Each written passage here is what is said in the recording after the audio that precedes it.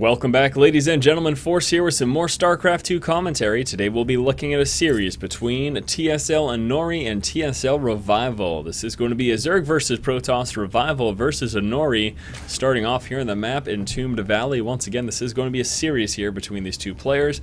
And let us begin with some recent tournament information. Starting in the lower right-hand spawn position, our red Protoss player, TSL Inori. Inori took first place at the last player standing StarCraft 2 Open number 2. This was in August of 2011, and that is actually the only major tournament information that I have for Inori.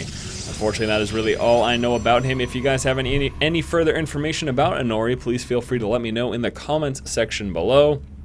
Otherwise, let's take a look in the upper left-hand spawn position at our teal Zerg player, who is going for a 10 pool. TSL Revival took third place at the Zotac Cup January final in 2012. Also took second place at the Homestory Cup number 4 Korean qualifier, and this was in December of 2011. And yes, Revival is going for a 10 pool, starting the game off right here with some very, very early aggression from him. We'll have to see how successful this is going to be. Also doing a little bit of that extractor trick, allowing himself to get an extra drone, go above supply cap before that first Overlord does finish.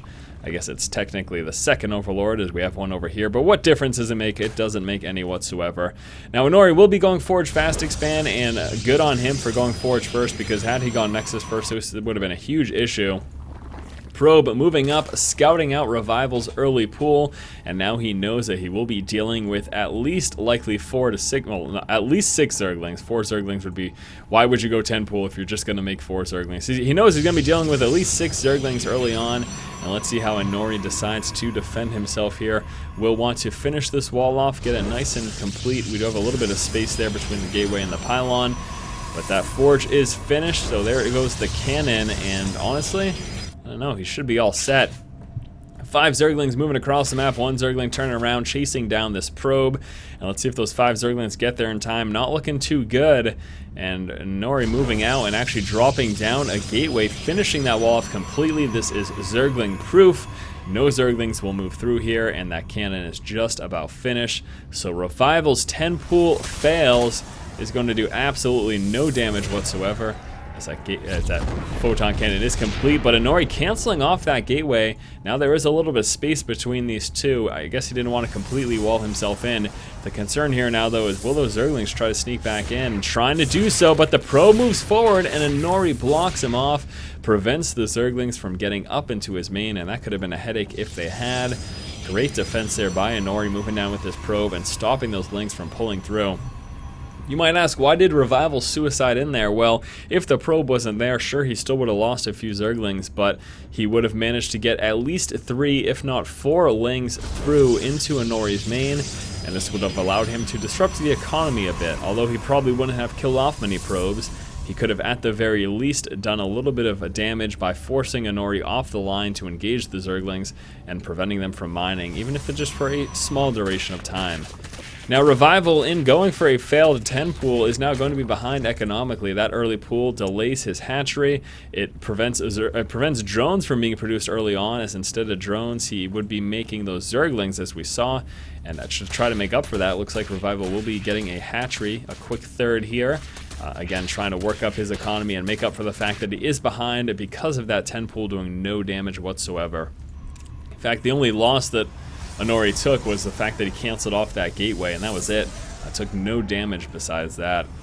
Now Inori's Nexus is complete. We'll be working to saturate that immediately as he pulls down with some of his probes, and should just be focused for the next minute or so on just probing up and getting out as many workers as possible. Chrono boosting that out, in fact, trying to get a very nice and strong economy here. We'll also be coming out with that Warp Gate research. Looks like we'll be seeing level 1 weapon upgrade as well here from Inori. Back over here for Revival, still no extractors, as he's really focused on droning up. Now just actually getting those extractors at around 40 supply, but really just focused on droning up in the early game. So both players, as of this moment, really just honing in on their economy, and that's pretty much about it. We'll have to see what the transition here for Inori is. He's obviously got plenty of options. He can go with a few gateways in a Robo, a few gateways in a Stargate, or he can just mass up those gateways and go for a 6 to 8 gate push with a level 1 weapon upgrade. That's something that you do see quite often from Protoss players. I think especially since Inori defended against that 10 pool, it would be wise of him to do some early aggression, and it looks like he will be doing that very thing, moving out with 4 zealots and a probe. The probe is an indicator that we'll be seeing a proxy pylon, and as such we'll be seeing aggression from Inori. 4 warp gates now, 5 warp gates coming through. It's going to be a 6th one here as well. Yes, there is. That's going to put him at a total of 7, as he's got this gateway over here, plus these 6 warping in, so a 7-gate level 1 weapon upgrade push here to counter the 10 pool from Revival that didn't end up doing any damage, and let's see what Inori can do. Pylon over here will be attempted to use to warp in units up on the high ground. Zealots dancing back and forth. Now we got a Roachborn just about to finish here for Revival, and he's banked a bunch of resources, so he's going to be able to mass up a few of those roaches.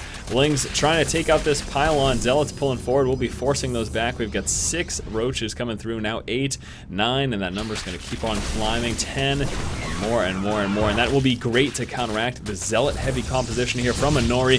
Zerglings, as the forces of Inori move up to the natural expansion, take out that pylon. That is too bad, as now Inori will be forced to warp in down here. Roaches hatching out of the eggs. They'll be doing a little bit of micro. Zerglings move forward as well, and with some micro, Revival should be all set. Again, zealot-heavy is great against Zerglings, not so hot against those roaches. Inori, realizing lots of roaches are in play, decides to make a swap with that next warp in into Stalker Heavy. And look at this, Revival feeling confident, droning up, even though he hasn't fully forced back Inori yet.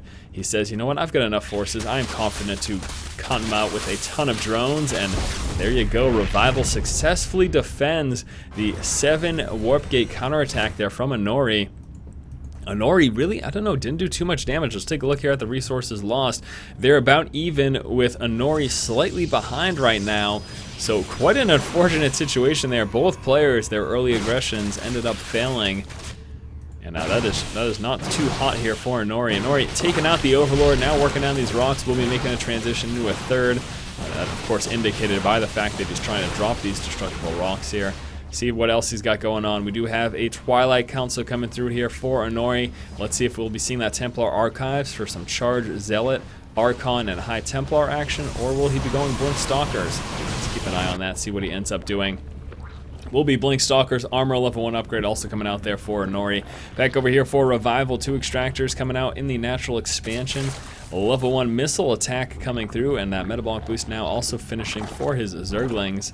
We also have a macro hatch over here for Revival, starting that creep spread as well, and there you go, a hatchery coming down over here. So Revival will be sitting on 4 bases with a macro hatch, providing him with plenty of larvae, right as we see Inori move up into his 3rd as well. Inori also trying to get a wall off over here. Again, the big concern here as you move into the late game against Zerg is Zergling run-bys at your expansions. So trying to have some sort of defense against that is a great idea. And what Inori is doing here is like, hey, I'll get the full wall off, place a cannon back here, and that way I really only have to focus on defending this area, as small Zergling run-bys won't be able to do much at all over in this position. Again, that transition isn't a Blink Stalkers here for Inori. Level 2 weapon upgrade coming forth, and that Blink research is also almost finished. How many Stalkers does he have? Total of 13 right now, with a few sentries in the mix. Infestation Pit coming out here for Revival, also getting the Roach Speed, that God Reconstitution. Zerg Harpist level 1 upgrade, and that Missile Attack level 1 also almost finished. And now that that Infestation Pit is in play, we'll be seeing those Pathogen Glands immediately in a very, very early hive coming out here for Revival. You do not typically see those hives this early in the game, but Revival apparently is all about it. He is all about that hive tech. Roach is getting caught off guard by these Stalkers. Without that Roach speed, they're going to be a little hard-pressed to catch up. That is just about to finish, and there you go. Now those Roaches a little bit speedier, but they will not be able to catch up to those Blink Stalkers before they get back here to the reinforcements, and there you go. He is all set. Blink Stalkers might even try to chase down those Roaches. Let's see. Is Inori going to try it? That's quite a hefty Roach force. I don't know, that might be a little ill-advised. Heavy Speedling transition, also a Baneling Nest coming out. Pathogen Glands almost finished. Hopefully we see some Infestors come out soon. A lot of times you'll see those Infestors producing to coincide with the completion of those Pathogen Gland research, but that is not the case here for Revival. He's actually going to hold off on those Infestors for now. Now coming out with those 4. Trying to catch those Blink Stalkers in the center of the map. Speedlings and Roaches pushing forward. Inori does make it back home here, nice and safe. Still just sitting Blink Stalker heavy, massing up those Blink Stalkers with 23 now. Is just finally making that transition into Robotech. And where is that, by the way? Does anyone know? I don't know. Where's that robo? There it is. Inori's robo sitting right over here. Should be seeing an observer immediately, and we'll have to see if he decides to go into that Colossus tech. He will need more than just Blink Stalkers. High Templar or Colossus probably would be pretty wise. Starting off, though, with just that observer. And there you go, Robotics Bay coming out. That will allow him to transition into Colossus as soon as that does finish. Also coming out with another robotics facility as well, which is being placed right on over into this position. Revival continuing to macro up over here, coming out with another hatchery. This is going to be base number 5 for him.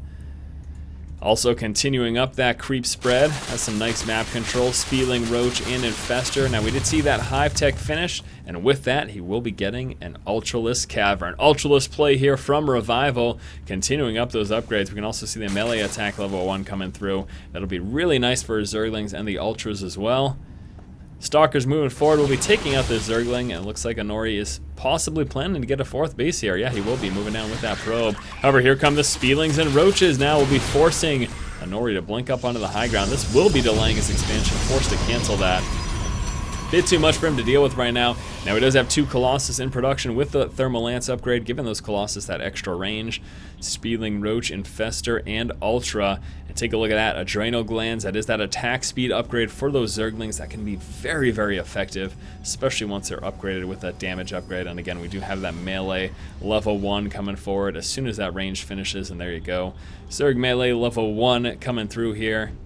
Let's see if we get any Ultras immediately. It's coming out with that extra armor upgrade there from the Ultralisk Cavern. +2 armor for those Ultras. Does have a lot of banked resources. However, he is supply capped right now, so just sitting with his current forces, and then we'll be making a transition into Ultras once he does end up losing any of his army. He's doing a good job of containing Inori at the moment. Inori continuing to work up close to 200 supply cap. Again, as we can see, Revival is already there. Some Blink Stalkers move down, take out the Overlord that was spreading creep down over here. We do still have that Broad Zergling, which will continue to delay Inori's expansion unless he moves down there with an Observer. Let's take a quick look here at Inori Vision. Want to make sure I haven't missed any harass or anything. No, it does not look like it. Observer ended up scouting over here, but it looks like he got taken out, and that's pretty much it. Doesn't know about this expansion. We have Cloak Detection plus a Spine Crawler as some DT defense, and most of these bases over here. I guess there's no Cloak Detection over there, but it does have the spines again for that DT defense. Now moving down, as we do see Inori try to move into this expansion, still delayed by that Zergling. Revival ends up taking some damage there, but I don't know that he's too concerned. Now you can see he's about 2,000 resources behind right now, actually a little bit over that. He's making that transition into Ultras right now, with 5 Ultras in production. Also the Ventral Sack upgrade there for his Overlords. Trying to catch that Zergling, finally gets it by attacking his own Stalker and using the splash damage to take out the Zergling, rather than forcing himself to come out with an Observer, although we do have one of those, 2 of those in production at the moment. Revival now moving forward with Banelings, Roaches, a couple Spielings, and Infestors, getting the fungal growth. However, Force Field Walls prevent a lot of that damage. Nice damage though, look at that. A lot of the shields get taken out, but you know what, that's about it. You need to take out more than shields. He was very close to taking out lots of these forces, but just barely not having enough damage. We have that transition into Ultras now finally in play, the last of which is coming through right now. Let's see if Revival is able to use those Ultras against this force. The great thing about those Ultras is it allows him to trample over those force fields, pretty much making them not effective at all. And now Revival back at supply cap is getting ready to engage. Inori will be forced back here. Spielings pulling forward. Here come the Banelings, Infestors, and the Ultras as well. Fungal Growth rooting the units in place. A couple of Stalkers able to blink back. Now the Ultras coming into play. This could be a problem here for Inori, trying to micro back with his Colossus. Whenever that Ultra gets within range, though, he starts demolishing them. Down to just the 2. Ultras continue to push forward. They are so strong with that 5 armor that they have, forcing all of Inori's units back. Transition into Speedlings and a few more Ultras here for Revival. We still have this expansion up, although Inori doesn't have a lot of mining going down over here. Did he end up losing some workers? No, there haven't been a ton of workers killed this game, so I didn't miss any worker harass there. Now moving towards this expansion with his Speedlings and Ultras, and let's see if Inori is able to defend this. All of his army is right over here. I don't know if he's going to get there in time. Speedlings and Ultras engaging this expansion. I think he's going to drop the Nexus I don't know if Inori's going to defend in time. Let's see. He's actually going straight for the workers rather than trying to drop the Nexus immediately. And Inori is going to get here in time. The speedlings, look at how fast they work down this expansion with that attack speed upgrade. It is ridiculous. Takes out the Nexus. Now Inori is down just to 2 mining bases. Almost considering this 1.5. He's got a decent mining over here, but this is very, very low on remaining resources. Not a whole lot going down over here. We do have that Warp Prism. I don't see that doing a lot of damage, though. Revival ended up killing off 19 workers in that engagement, in addition to taking out that Nexus. That is a tremendous loss there for Mr. Inori. Inori does have a few Stalkers over here. Again, I'm not so sure that this has done any damage yet. Doesn't look like it. Looks like he will be trying to drop now. However, we got a ton of Spine Crawlers. Let's see if he's able to do any damage. He's just going to bypass this place. He's like, I don't think so. A bit too much static defense over there. Probably not worth it. Blink Stalker's moving across the map with an Observer, trying to take out some of those creep tumors. All those Overlords over here will be spotting this moving Warp Prism. This should allow Revival to respond. He definitely knows this is coming. Pulling back with those Speedlings. And here you go, Blink Stalkers down there get dropped, and then one more Stalker also gets warped in. However, that gets taken care of quickly, forced back, and the Warp Prism very close to getting taken out. Now goes on the high ground over there, ends up losing the Warp Prism, so now he's just got a couple Stalkers to deal with, and that's it. That should be no problem. Ultras and Banelings moving forward over here. Nice fungal growth, rooting all of Inori's forces in place, and just tearing through it. Inori going to be losing everything here. The Nexus as well as his forces. That fungal growth allowing the Banelings to roll in, plus that Ultra splash damage so strong. Although with a little bit of micro, he's actually doing a lot of damage to his Ultras. Now down to the 3 Ultras. However, it looks like, yeah, Revival's set. He's going to continue to push against this. Takes out the last of the Colossus, and Inori calls the GG. Alright, my friends, that does it here in this game number 1 between Inori and Revival. We'll be moving on to game 2 in just a moment. Interesting back and forth between these two players. Revival ends up taking it, though, as he is able to force a cancel of this expansion twice, hindering Inori's economy a bit too much and resulting in the victory. Thanks again, guys, for watching. If you like the content, please subscribe, and as always, keep watching and keep owning.